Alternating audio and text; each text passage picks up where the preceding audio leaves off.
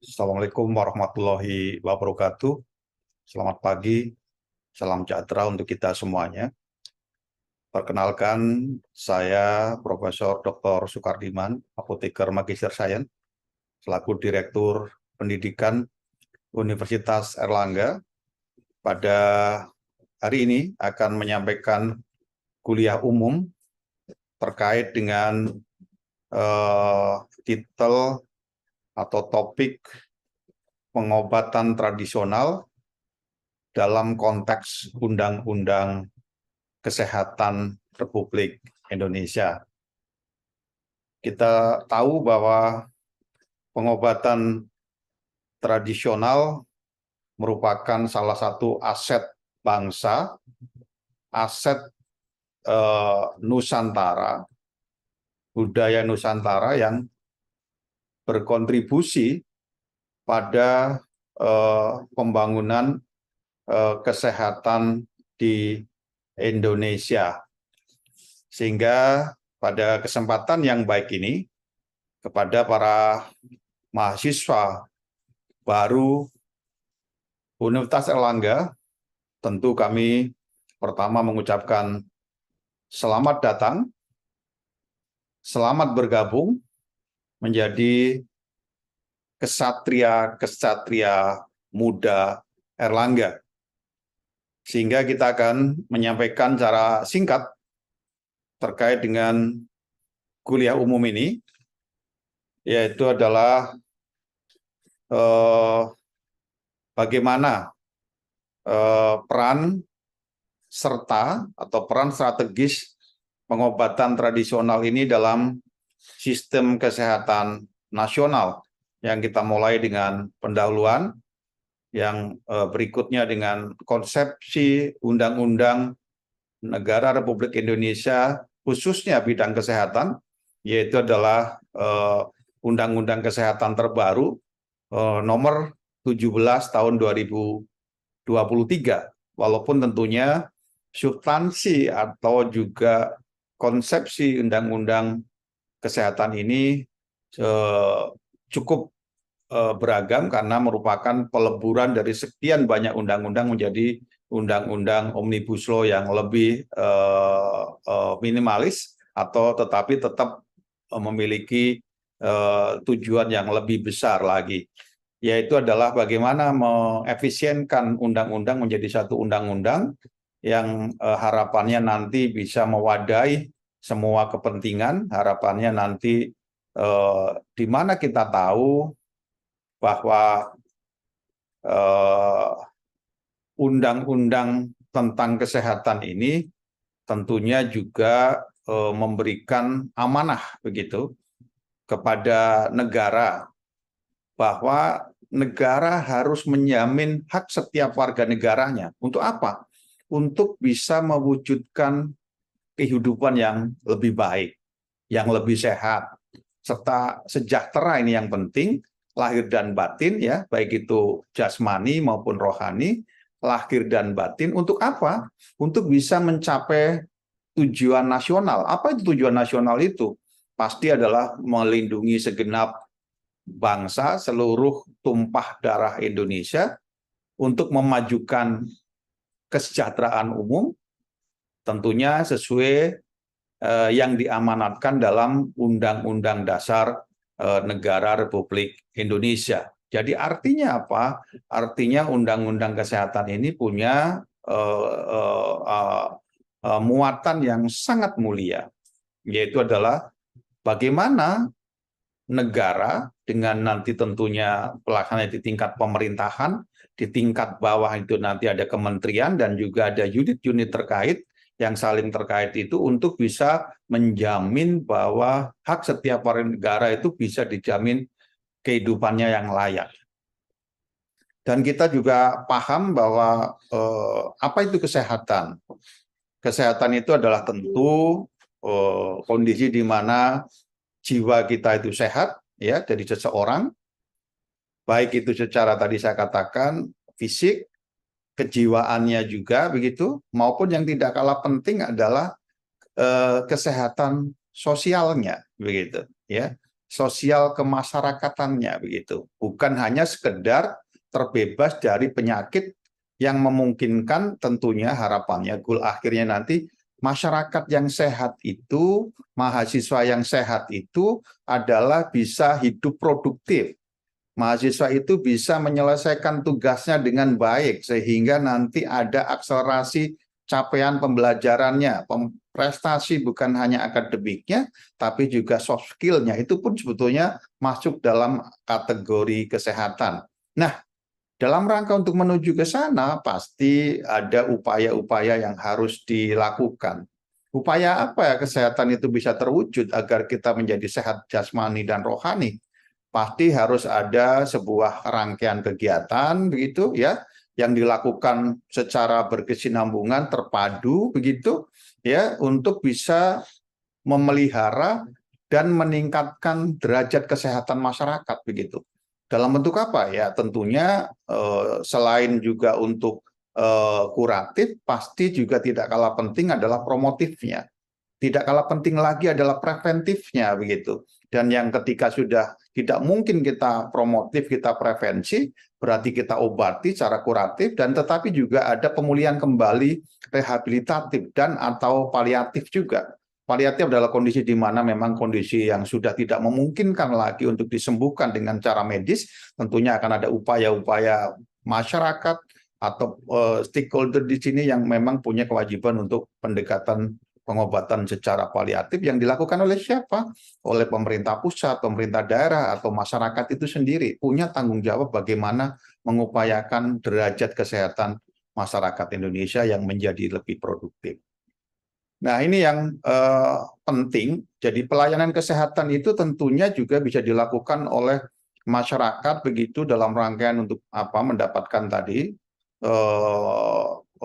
memelihara, meningkatkan derajat kesehatan masyarakat untuk promotif, preventif, kuratif. Tetapi pelayanan ini sesungguhnya juga bisa dibagi menjadi dua ya. Pelayanan yang secara ada layanan kesehatan secara modern, ada juga yang basisnya adalah basic komplementer atau tradisional begitu ya. Ada pengobatan tradisional yang diakui juga keberadaannya di Indonesia lewat tentunya undang-undang kesehatan yang nanti kita akan lihat. Kenapa pelayanan obat tradisional itu juga masuk dalam konteks undang-undang kesehatan? Karena kita paham bahwa ketika kita mengobati terutama pada bidang kuratif ya, pengobatan kuratif ya, pengobatan yang sudah terjadi karena seseorang itu sakit, itu tentunya kita kenal yang kita sebut sebagai sediaan farmasi di sana ya. Dan farmasi itu apa? Dan farmasi itu bisa dalam bentuk obat, obat modern, bahan obat yang masih dalam bentuk raw materialnya, ada juga di dalam narasi Undang-Undang Kesehatan yang baru itu 17/2023 itu obat tradisional diganti sinonimnya menjadi obat bahan alam. Ya, tetapi tentunya substansi dan juga definisinya sesungguhnya tidak jauh berbeda, nanti kita akan lihat begitu. Termasuk juga bahan obat dari bahan alam, ada kosmetik, ada suplemen kesehatan dan obat kuasi. Ya, ini adalah merupakan salah satu komponen utama di dalam bagaimana pelayanan kesehatan yang berbasis pada pelayanan nanti ada primer, sekunder, begitu itu memang juga harus ada data dukung atau juga infrastruktur khususnya adalah sediaan farmasi ini yang berbasis salah satunya adalah pada kekayaan alam budaya lokal di Indonesia yaitu adalah pengobatan tradisional. Pengobatan tradisional itu berarti adalah sebuah layanan yang dilakukan oleh tentunya masyarakat Indonesia untuk mengobati pencegahan, untuk juga promotif, untuk juga kuratif, untuk rehabilitatif berbasis pada sumber daya lokal Indonesia, local wisdom Indonesia, menggunakan bahan alam diri Indonesia itu sendiri. Nah, kita ingin melihat sesungguhnya terminologi obat bahan alam yang ada di dalam konteks atau di dalam sekarang nomenklatur Undang-Undang Kesehatan 17/2023. Jadi mahasiswa harus paham sekarang ini ada sebuah undang-undang kesehatan yang insya Allah perangkat turunannya, peraturan pemerintah, peraturan tentunya nanti Menteri Kesehatan, itu tentunya sedang digodok, sedang diramu, tapi paling tidak kita punya sebuah gambaran bahwa pelayanan kesehatan pada layanan primer, sekunder, dan seterusnya itu bisa ada komponen begitu di sana, pilar kebijakan obat itu salah satunya adalah obat bahan alam. Apa itu obat bahan alam? Obat bahan alam ya tentunya adalah, atau obat tradisional yang sebelumnya itu adalah merupakan bahan atau ramuan bahan atau produk yang berasal dari sumber daya alam. Bisa berupa tumbuhan, hewan, jasa ternik begitu, ya, atau mineral atau bahan lain dari sumber daya alam begitu. Atau campuran dari keduanya atau dari beberapa campuran ini yang apa secara empiris begitu digunakan secara turun temurun ya, yang sudah dibuktikan apakah itu khasiatnya, keamanannya, dan tentunya dijamin bermutu agar tentunya bisa dijamin higienisnya begitu sehingga bisa dipertanggungjawabkan. Untuk apa? Pasti sama seperti konsep tadi itu upaya kesehatan itu sendiri ya, dalam rangka untuk memelihara kesehatan, peningkatan kesehatan itu sendiri ya, selain pemeliharaan, peningkatan biar jauh lebih sehat ya, mencegah penyakit, mengobati juga, atau boleh jadi ada pemulihan, rehabilitasi yang berdasarkan apa? Berdasarkan data empiris ya, data di masyarakat. Secara turun temurun begitu satu daerah tertentu, tetapi yang lebih penting sekarang juga diimprove menjadi data dukung yang lebih saintifik, yang lebih ilmiah begitu, sehingga pengobatan tradisional dan bahan obat itu bisa diterima di kalangan masyarakat secara luas dan harapannya nanti bisa masuk dalam struktur sistem pengobatan atau sistem jaminan kesehatan nasional misalnya, atau mungkin nanti bisa masuk ke jaminan BPJS begitu dan seterusnya begitu. Yang berikutnya ini adalah transformasi dari sistem kesehatan begitu di tentunya Kementerian Kesehatan itu disebut ada 6 pilar transformasi penopang kesehatan Indonesia begitu ya.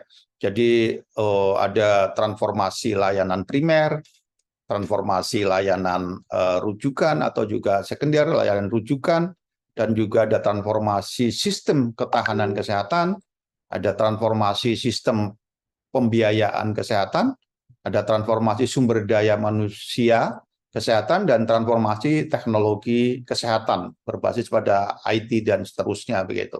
Jadi kalau transformasi sistem ketahanan kesehatan itu dalam rangka untuk bagaimana? Ini yang fokus kita di sini adalah meningkatkan kesehatan atau ketahanan sektor farmasi dan alat kesehatan begitu untuk apa? Bisa menjadi produsen untuk menjadi apa ya? Swasembada pengadaan obat dan obat-obatan dan alat kesehatan begitu. Ini karena hari ini tentunya masih cukup banyak bahan obat, bahan baku obat, baik itu bahan baku obat modern, mungkin juga sebagian bahan baku obat bahan alam masih berbasis pada bahan-bahan impor. Jadi inilah menjadi concern kita bersama begitu. Nah, pertanyaannya, peran strategis apa ya di dalam pengobatan tradisional ini, di dalam pengobatan sistem kesehatan nasional begitu? Peran strategisnya apa? Ini yang menurut saya penting karena ini konteksnya dalam bagaimana pengembangan atau pengobatan bahan alam, pengobatan tradisional berbasis pada bahan alam ini bisa mensupport sistem kesehatan nasional begitu. Karena kita paham bahwa 4 pilar kebijakan obat di Indonesia itu adalah berasal dari obat kimiawi, dari sintesis kimia murni, dari hasil bioproduk atau dari hasil proses bioteknologi, ya. Yang berikutnya bisa berasal dari vaksin, dari hasil rekombinan DNA, RNA untuk menghasilkan vaksin, atau juga menggunakan metode isolasi pembuatan vaksin secara klasikal. Tetapi yang fokus untuk yang kita bahas adalah pilar keempat untuk kebijakan obat di Indonesia adalah obat bahan alam atau obat tradisional. Nah, tentunya ini memiliki peran strategis karena semua tentunya dalam upaya untuk bisa meningkatkan derajat kesehatan masyarakat di Indonesia begitu.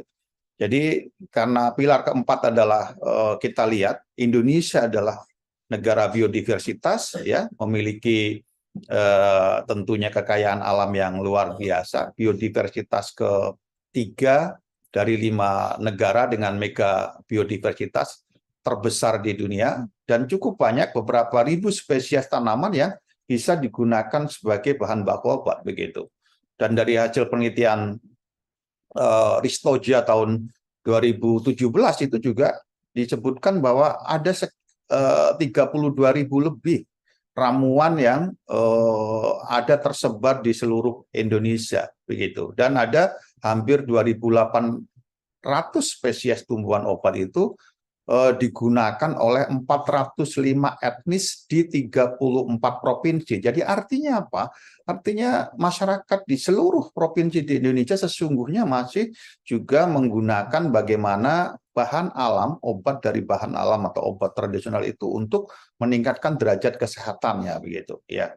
Salah satu komoditi yang banyak digunakan pasti adalah bahan-bahan rempah yang merupakan menjadi historis yang cukup populer, di mana negara-negara imperialis yang mencari Indonesia dulu awalnya adalah mencari rempah-rempah untuk tujuan komoditi ekonominya begitu, atau komoditi untuk ekspor mereka atau mengeksplorasi negeri Nusantara ini. Ada dunia kuliner juga yang dikembangkan untuk apa rempah ini? Banyak kan untuk tentunya tujuan pengobatan tadi itu. Ya, ada cengkeh, ada kayu manis, ada lada, ada apa, ini dalam rangka untuk meningkatkan derajat kesehatan, misalnya ada jahe, kunyit, dan seterusnya begitu.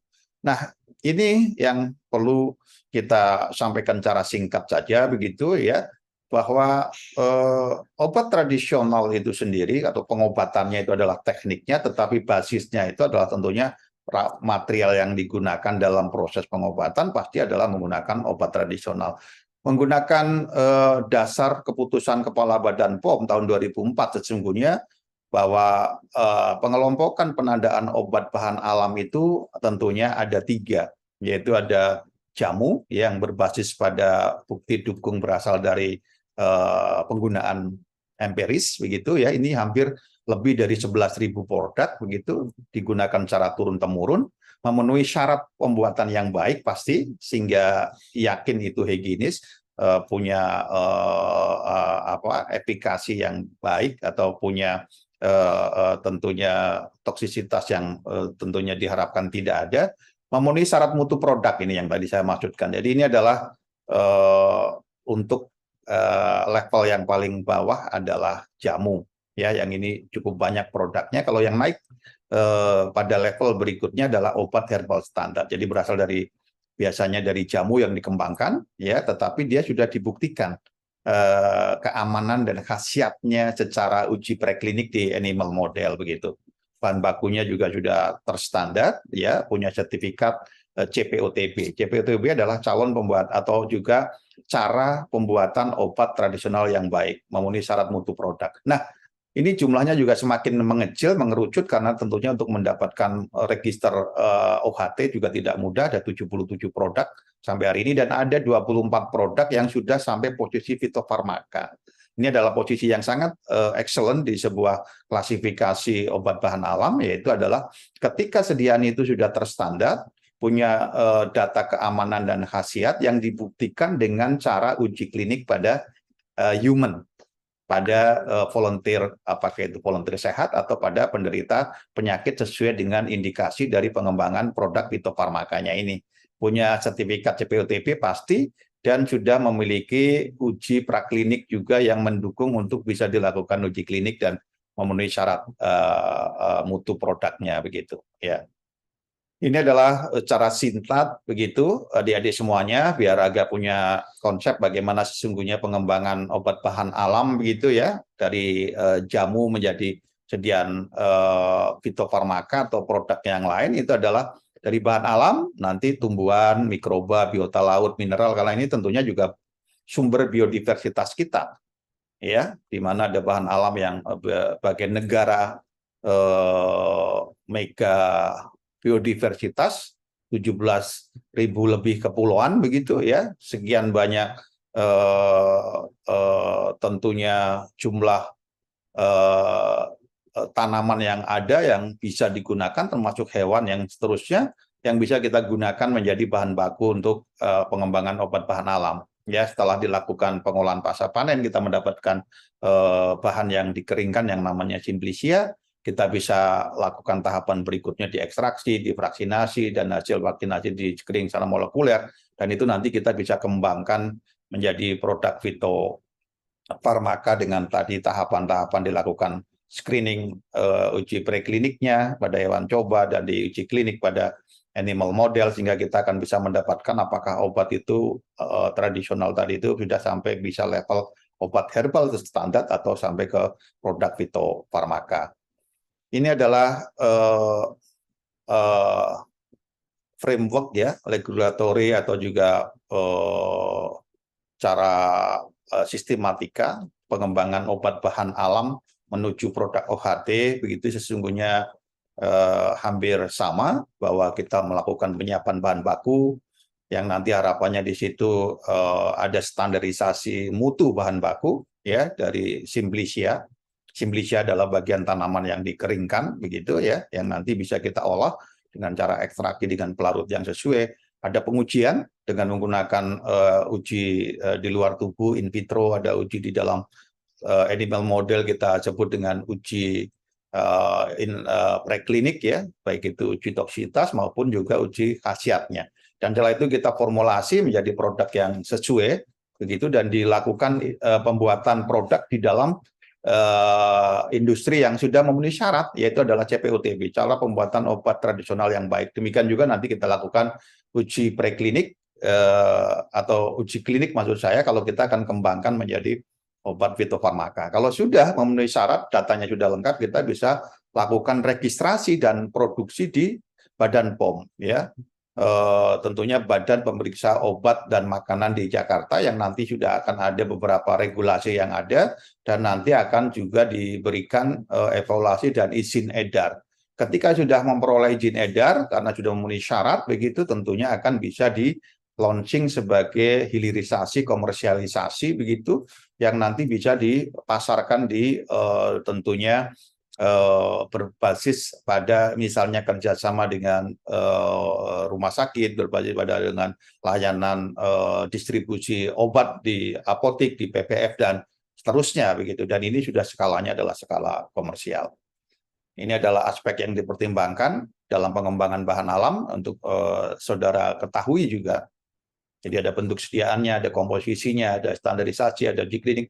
Untuk menjamin semua ini adalah bahwa produk yang dirilis itu nanti sudah bisa dipertanggungjawabkan dari aspek satu adalah khasiatnya, ya khasiat itu berkhasiat. Tapi yang tidak kalah penting, khasiatnya ada, tetapi yang tidak kalah penting adalah jaminan toksisitasnya begitu, ya jaminan toksisitasnya. Ya. Jadi ada jaminan mutu dengan produknya, jaminan efikasi adalah khasiat, dan yang terkait adalah yang berikutnya adalah jaminan toksisitasnya, biar tentunya yang menggunakan itu aman tapi mendapatkan tentunya manfaat, yaitu karena bisa apakah itu menyembuhkan, apakah bisa merehabilitasi penyakit yang ada, atau mungkin juga untuk prevensi atau pencegahan. Ini juga sama sebetulnya, bahwa intinya prinsip penting dalam standarisasi bahan obat begitu, bahwa ketika kita akan memproduksi obat bahan alam atau obat tradisional pun sesungguhnya juga persyaratannya tidak jauh beda dengan obat modern, sehingga harapannya tidak ada nanti dugaan misalnya ketika menggunakan obat bahan alam, obat tradisional itu diduga menyebabkan terjadinya kematian pada satu kasus misalnya, mohon maaf, seperti kasus etilen glikol, ada impuritis di sana, diduga sirup A menyebabkan terjadinya gagal ginjal. Ini tentunya juga di bahan alam pun juga tidak kalah seperti itu persyaratannya. Tidak kalah ketatnya. Untuk apa? Bisa menjamin penggunanya itu memang harapannya tidak mendapatkan side effect, efek samping yang ditimbulkan begitu dari penggunaan obat itu sendiri, karena semua proses dari produksi sampai juga launching atau juga pemasaran itu tentunya ada market atau ada checkpoint yang dilakukan oleh lembaga yang terkait di sini adalah Badan POM untuk bisa apakah betul bahan bakunya sudah benar, apakah betul ini nanti di tingkat produksi ya, di tingkat ini sudah ada namanya produsen itu memiliki CPOTB ya, memiliki kualifikasi yang memang produsen tadi, industri tadi sudah punya register legalisasi membuat cara pembuatan obat tradisional yang baik dengan berbagai parameter, berbagai persyaratan, agar nanti tentunya produk yang dihasilkan bermutu, berkualitas, memiliki efikasi dan tidak toksik begitu ya, dan bisa diterima di masyarakat nasional atau masyarakat luas di Indonesia, atau mungkin juga bisa menjadi komoditi ekspor di regional maupun juga internasional begitu. Jadi ini adalah mungkin beberapa contoh saja begitu, bahwa kita memang ada standarisasi bahan baku untuk bisa menjamin produk kita itu bermutu. Demikian juga ini tantangan yang penting yang menurut saya juga menjadi concern para mahasiswa semuanya. Mungkin siapa tahu juga ada yang tertarik begitu, bagaimana mengembangkan obat tradisional di Indonesia itu, sehingga harapan saya itu menjadi, karena saya sebetulnya juga seorang guru besar di bidang farmasi yang kebetulan hari ini saya sudah punya produk hasil riset yang sudah dihilirisasi. Ini masih ada beberapa tantangan ya yang harus kita selesaikan, yaitu adalah terkait dengan ketersediaan bahan baku yang masih rendah juga ya. Kita tentunya mungkin ada yang harus impor dari negara lain, misalnya beberapa bahan baku bahan alam atau obat tradisional. Kendala dalam penentuan senyawa aktifnya di sana ini menjadi kendala juga. Perbedaan pemilihan teknologi preparasi dalam arti kata untuk proses ekstraksinya juga. Ada keterbatasan mungkin pustaka maupun standar referensi untuk kita bisa membangun, mendesain new drug formulation obat tradisional. Dan ada keterbatasan standar senyawa marker, dan mungkin juga ini yang di tingkat level pengusaha begitu, startup, adalah terbatasan sarana dan prasarana untuk UMKM untuk bisa bagaimana menjadi pengusaha obat tradisional bahan alam ini begitu yang memenuhi kualifikasi tadi. Karena kalau harus sampai kepada pabrik besar yang harus CPOTB tentunya juga ini tidak mudah. Makanya jejaring kerjasama antara calon startup itu dengan industri itu menjadi satu harapan begitu. Ini tentang percepatan, bahwa memang sebetulnya punya concern pemerintah itu bagaimana industri farmasi baik itu dari obat bahan alam begitu ya, itu bahan baku obat bahan alam atau bahan baku obat modern itu harus dipercepat kalau bisa menjadi tuan rumah negeri sendiri, tidak 90% itu semuanya import. Jadi ini ada instruksi presiden juga sebetulnya. Sudah terbentuk dengan satgasnya juga untuk pengembangan pemanfaatan tadi jamu, obat herbal terstandar, harapannya nanti menjadi fitofarmaka begitu ya, untuk menjadi pilar keempat ya yang menuju kepada kebijakan obat di Indonesia. Dalam rangka untuk apa ya? Visi kita itu tentunya tadi visi di kesehatan ya, Kementerian Kesehatan menjadi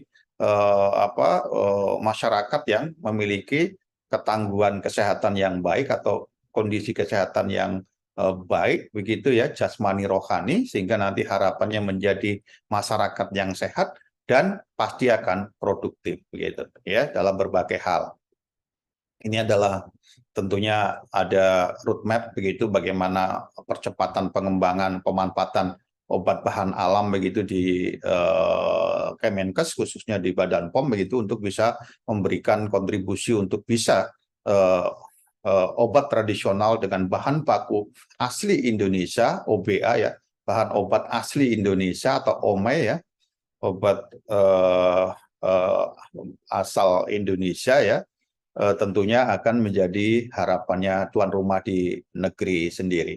Ini ada beberapa peran dari Badan POM ya untuk bisa pengembangan obat bahan alam, ada pendampingan ya, penyusunan protokol uji kalau ingin dikembangkan, ada pendampingan, pengajuan terkait dengan pendanaan juga, penyusunan pedoman regulasi terkait dengan uji prekliniknya, uji kliniknya, begitu. Ada juga pelatihan cara uji klinik yang baik misalnya untuk para peneliti dan seterusnya. Dan yang tidak kalah penting adalah terkait dengan dukungan pada prioritas riset nasionalnya, begitu ya. Jadi menyusun regulasi, pendampingan, terlibat dalam penyusunan formularium nasional Fitofarmaka sebagai contoh kasus yang kemarin sudah dikembangkan atau di launching begitu ya, ada 24 produk fitofarmaka ya atau produk bahan alam yang sudah memenuhi kualifikasi, yang sudah sederajat dengan obat modern begitu, tetapi masih dalam bentuk ekstrak, apakah itu bull ekstrak yang masih utuh maupun juga yang sudah tervaksinasi. Dan Badan POM juga mulai memberikan fasilitasi ya dengan adanya beberapa kerjasama dengan pemerintah daerah begitu, ada center-center pembuatan ekstrak yang bisa nanti dikerjasamakan kepada UMKM maupun juga dunia riset atau akademik di perguruan tinggi. Ini regulasinya begitu ya, untuk inovasi obat herbal atau obat bahan alam. Jadi ada perizinan usahanya, pelayanan publik, registrasi, ada juga untuk jaminan mutu juga sudah diterbitkan perangkat-perangkat hukum ya, begitu ya. Jadi ini kontestasinya adalah bagaimana pengobatan tradisional dalam konteks undang-undang dengan turunannya ya, karena undang-undang pasti tidak bisa diimplementasikan tanpa turunannya. Kalau undang-undang kesehatan pasti nanti akan ada peraturan menteri di bawahnya. Kalau ini bidangnya adalah bahan alam atau obat tradisional, pasti akan ada Perka Badan POM yang mengatur regulasi-regulasi yang ada. Bagaimana terkait dengan registrasinya, jaminan mutunya, biar tidak ada kemungkinan terjadinya efek samping yang ditimbulkan, uji toksitasnya, juga ada Perka Badan POM gitu yang terkait dengan pedoman uji toksitas non klinik secara in vivo agar tidak terjadi kasus seperti misalnya ada beberapa sirup yang diduga mengandung impurities dari propilen glikol seperti ada etilen glikol atau etilen dioksida dan seterusnya begitu yang diduga penyebab sebagai gagal ginjal, itu tidak terjadi lagi. Dan yang berikutnya ada aturan-aturan yang lain baik itu untuk menentukan khasiatnya, untuk menentukan khasiat secara preklinik dan uji klinik pada manusia, dan ada juga peraturan bagaimana melakukan mekanisme monitoring efek samping obat tradisional dan suplemen kesehatan. Ini penting. Ini adalah satu perangkat hukum begitu yang bisa digunakan sebagai dasar pedoman untuk kita bisa menggunakan obat herbal yang nanti yang bermutu, yang punya efek farmakodinamik atau efikasi yang baik dan tidak toksik begitu, karena semua mekanisme ini ketika dilakukan dengan baik, simultan, berkesinambungan, bersinergi seluruh komponen atau stakeholder, insya Allah produk kita itu akan jauh bisa bersaing dengan produk-produk herbal dari luar negeri. Ini adalah pengembangan obat tradisional, suplemen, kesehatan, dan kosmetik yang sudah dilakukan oleh Badan POM ya, dengan berbagai perguruan tinggi, para ahli riset, para pengusaha juga tentunya sebagai bentuk kerjasama pentahelik begitu ya, harapannya nanti tentunya bisa saling bersinergi, bisa menemukan formula terbaik untuk bisa dipilih menjadi formula unggulan. Dan terakhir, adik-adik semuanya, para mahasiswa PDB yang saya hormati dan saya banggakan begitu, dari apa yang saya sampaikan mungkin kita bisa mengambil sebuah konklusi begitu, bahwa satu bahan alam atau juga obat bahan alam, obat tradisional itu punya potensi yang sangat besar untuk terus dikembangkan menjadi produk obat tradisional, apapun namanya sekarang menjadi obat bahan alam, baik sebagai nanti jamu, obat herbal standar, hingga maupun menjadi obat fitofarmaka. Dan yang kedua tentunya pengembangan obat tradisional ini perlu ya, maksud saya dukungan dari berbagai pihak ya, sehingga kita harapannya ada added value ya, bisa meningkatkan nilai ekonomi yang lebih tinggi dan menjadi bagian dari kekayaan budaya lokal wisdom kita, yaitu adalah budaya Nusantara, serta sebagai upaya untuk mewujudkan kemandirian di bidang farmasi. Ini yang menjadi concern kita bersama. Dan yang tidak kalah penting, standarisasi itu adalah merupakan ini yang mutlak yang harus dilakukan, tahapan untuk bisa memastikan bahwa bahan baku yang kita gunakan memiliki aspek yang benar, penting dalam tahap pengembangan dari obat tradisional. Dan yang berikutnya pasti harus ada dukungan terhadap pengembangan obat tradisional ini yang dilakukan oleh baik itu oleh Badan POM, oleh Dinas Kesehatan atau stakeholder yang lain, dan juga harus berdampingan dengan pelaku usaha, apakah UMKM, apakah mungkin juga industri ukot, imot, dan seterusnya begitu, sehingga nanti dalam proses perizinan dan juga layanan publiknya itu ada peningkatan layanan begitu ya, sehingga tidak perlu izinnya terlalu lama dan seterusnya, dan harus ada penguatan kolaborasi di lintas sektor. Makanya Anda mulai diajari bagaimana nanti kita belajar kolaborasi. Dan yang terakhir diperlukan penguatan kemitraan, sinergisme pentahelik ya, dari akademisi, bisnismen, community, government, dan juga masyarakat begitu, untuk bisa mengawal pengembangan obat tradisional yang sesuai dengan tugas dan fungsi masing-masing. Kita berharap semoga obat tradisional Indonesia, obat bahan alam Indonesia bisa menjadi tuan rumah di negeri sendiri. Dan pasti saya berharap saudara juga akan menjadi ksatria muda Erlangga yang sehat jasmani dan rohani, yang akan bisa menjadi calon leader masa depan. Mudah-mudahan saya doakan saudara akan menjadi lulusan terbaik UNER dan suatu saat nanti akan menjadi pemimpin di negeri kita tercinta. Tentunya burung kutilang, burung cendrawasih, cukup sekian kami ucapkan banyak terima kasih. Assalamualaikum warahmatullahi wabarakatuh.